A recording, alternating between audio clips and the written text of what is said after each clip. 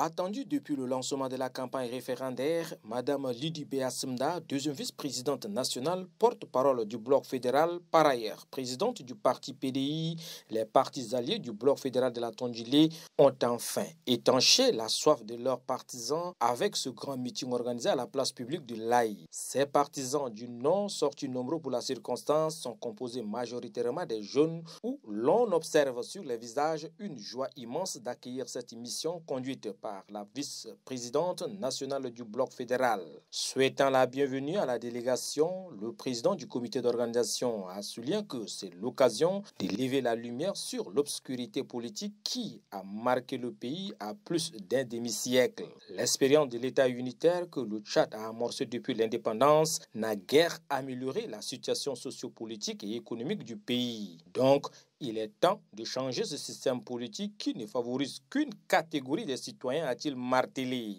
Dans son message à la population, la deuxième vice-présidente porte-parole du Bloc fédéral, Lydie Béassimda, a expliqué le pourquoi du choix du non au référendum prochain.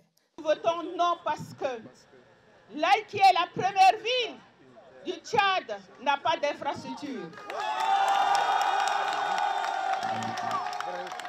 Nous votons non pourquoi la Tondjilé, qui est le pays de l'or noir, ne peut pas mettre sur le marché du riz étuvé comme cela nous vient du Sénégal.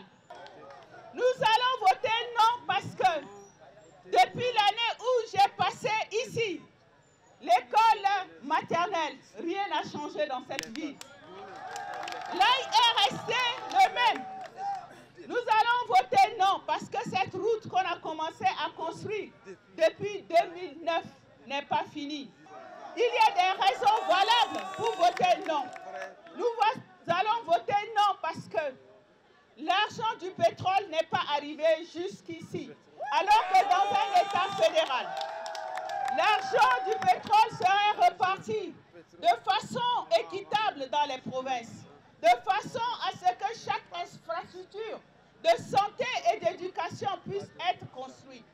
Nous allons voter non pour seulement refuser que la gouvernance nous vienne de N'Djamena.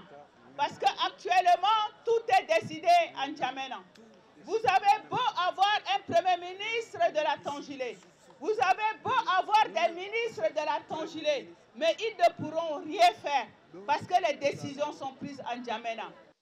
Lydie Béassimda a terminé ses propos en demandant aux délégués des bureaux de vote de s'assurer du nombre équitable des bulletins avant le démarrage du scrutin.